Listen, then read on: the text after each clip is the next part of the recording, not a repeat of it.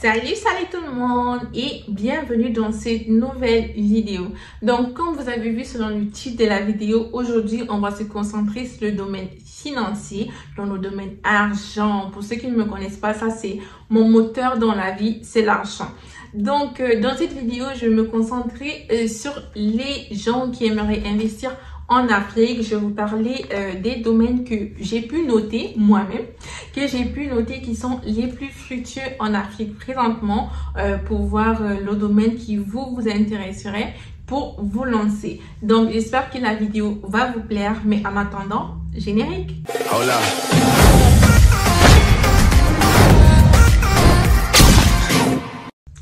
Donc, comme je vous ai dit au début de la vidéo, on va parler des finances, on va parler argent. Donc, en Afrique, présentement, comme tout le monde le sait, il y a l'évolution en Afrique, il y a des choses qui se passent. L'Afrique évolue tellement, donc je me dis que d'ici quelques années, franchement, d'ici 20 à 30 ans au maximum, l'Afrique sera tellement, mais tellement loin.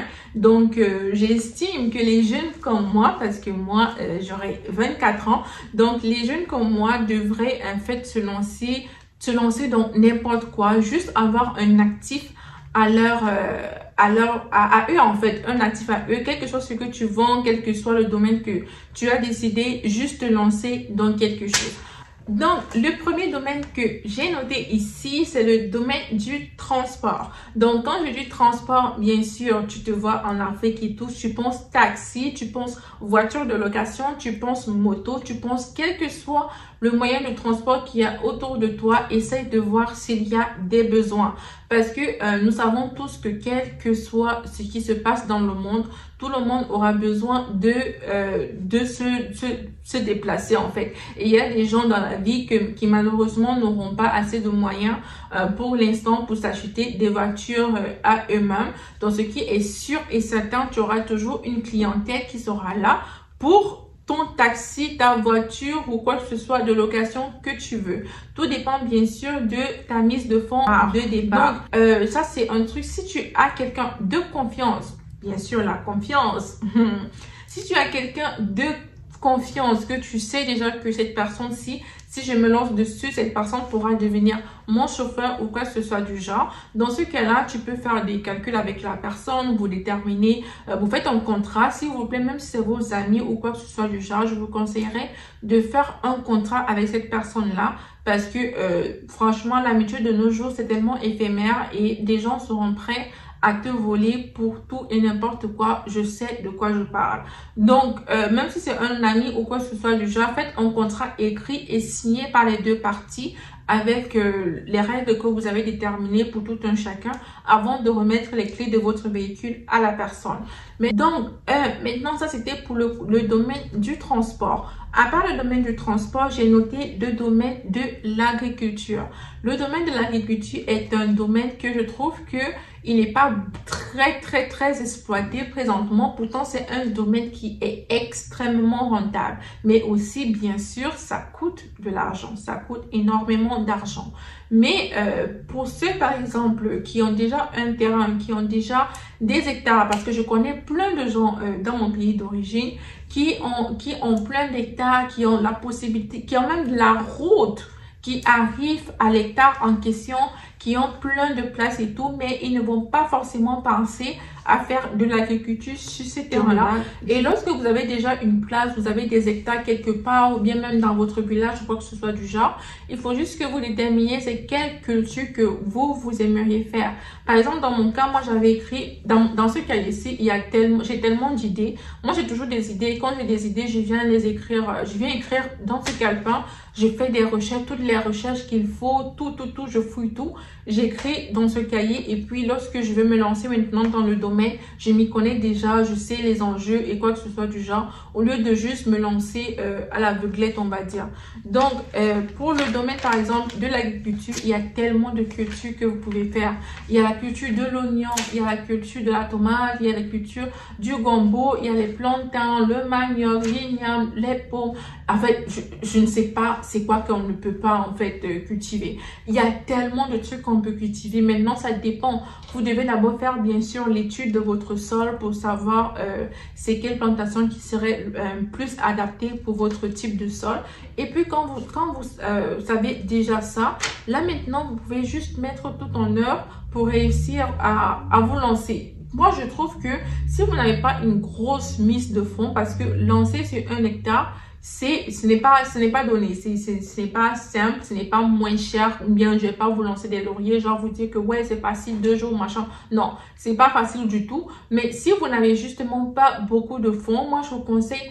Il y a même des gens qui plantent derrière chez eux. Vous pouvez prendre, si vous avez une cour derrière chez vous, qui est une cour bien sûr qui peut être cultivée, vous pouvez cultiver derrière votre cour. Vous avez un champ derrière, vous cultivez, vous mettez, je sais pas, vous commencez à lancer des plantains, vous commencez à vendre votre petit régime, vous commencez petit, vous faites votre petit régime, vous vendez un régime, 2 régimes, 3 régimes, et puis quand vous avez l'argent que vous gagnez là, vous prenez et vous continuez en fait à mettre cet argent dans votre business. Parce que pour moi, je trouve que comment il faut fonctionner, c'est que disons que vous réussissez à économiser 200 000. Disons que vous avez 200 000 francs, vous vous dites que les 200 000 francs là, je vais me lancer dans mon business.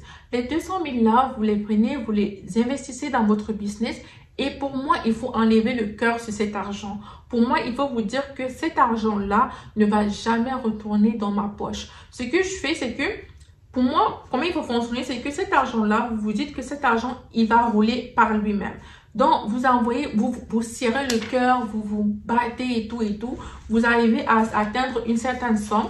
Vous prenez cette somme-là, vous vous lancez dans votre business et vous vous dites que cette somme-là, je suis prêt à perdre cet argent. Vous voyez du genre? Donc, cet argent-là, vous mettez dans votre business, vous vous donnez à fond. Et imaginons que vous investissez 200 000. Le 200 000, il devient par exemple, disons qu'il devient 205 000 parce que je ne vais pas vous dire il devient 500 000.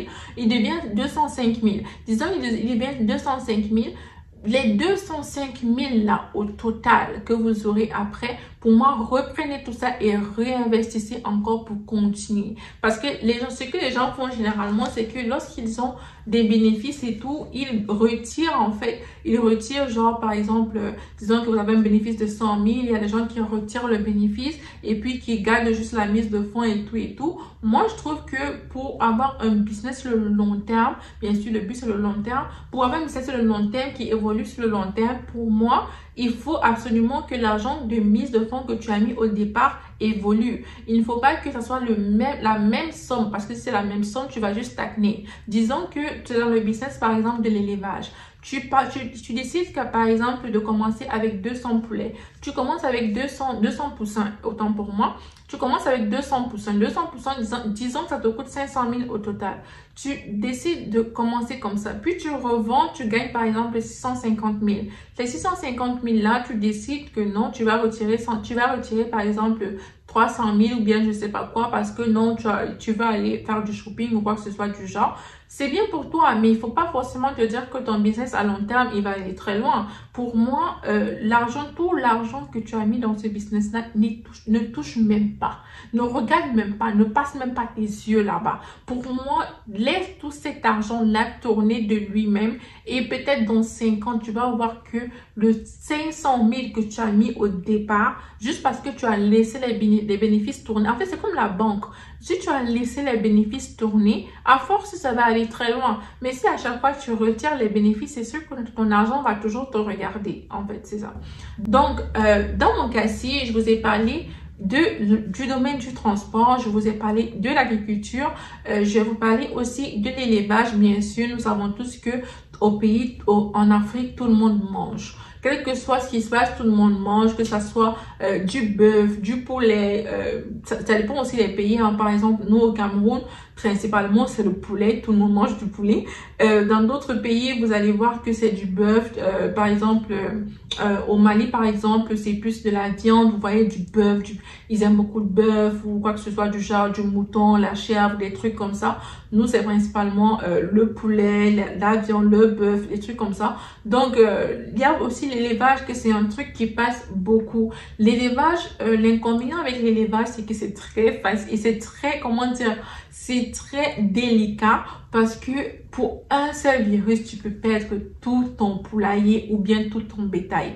Pour un seul virus qui est passé qui est juste passé à côté de ton terrain, tu peux tout perdre. Donc c'est un truc très sensible, mais c'est aussi un truc qui gagne beaucoup, je trouve, et qui est rapide. C'est un truc, c'est un roulement en fait, parce que le poulet, il vient poussant, il fait ceci, il fait cela, il grandit, tu vends, tu reprends d'autres et tout et tout. Donc c'est un domaine en fait qui roule, mais il faut aussi bien sûr avoir une très grande surveillance de ton terrain et de ton business. Il faut principalement être sur place si possible. C'est ce qui est vraiment compliqué pour les gens qui sont dans la diaspora comme moi, parce que si tu as un business, si tu as des business par exemple, et que pour ceux qui n'ont pas des gens de confiance, c'est très compliqué, parce que là tu seras loin, tu vas toujours devoir léguer en fait ton business à quelqu'un et avoir une confiance totale en cette personne, parce que même si tu fais quoi, étant donné que tu es loin, cette personne pourra toujours te voler si cette personne a l'intention de le faire. Donc moi je conseillerais aux gens par exemple de se tourner plus vers leur famille, mais maintenant ça dépend de la famille de chacun. Il y a des gens qui sont pas forcément proches dans leur famille, il y a des gens que ce sont même leurs frères ou leurs sœurs qui les volent, donc je peux comprendre aussi de ce côté-là. Et enfin, le dernier domaine, c'est le domaine de l'immobilier. Le domaine de l'immobilier, je trouve que c'est un domaine qui évolue vraiment en Afrique, parce que vous voyez comment tout le monde construit des appartements, des cités, des studios, etc. etc. Pour quelqu'un qui a déjà beaucoup d'argent et tout, il peut directement acheter son terrain, construire ses appartements et tout. Et pour ceux qui ont un peu moins, donc ils ont aussi mais un peu moins, là ils peuvent se tourner par exemple pour faire l'achat et la vente de terrain, parce que là tu n'as pas besoin forcément d'aller chercher l'argent qu'il faut pour construire.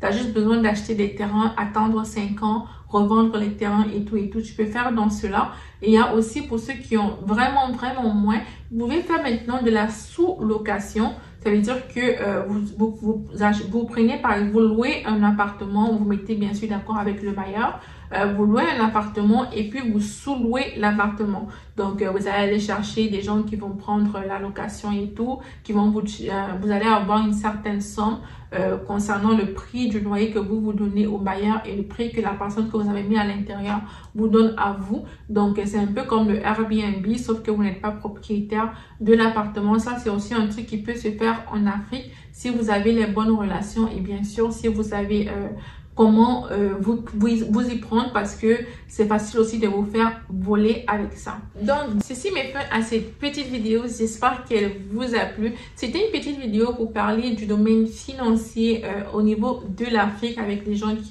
qui sont dans la diaspora comme moi, pour vous montrer un peu. Je n'ai pas cité tous les domaines bien sûr qui sont rentables en Afrique, je me suis concentrée juste sur quelques domaines que j'ai pu vous citer aujourd'hui. Je vais sûrement faire plus de recherches et maintenant plus approfondir certains domaines pour vous faire des petites vidéos dessus pour les gens que ça va intéresser.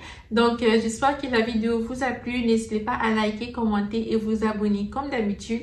Et nous on se retrouve dans quelques jours pour la prochaine vidéo. Bisous.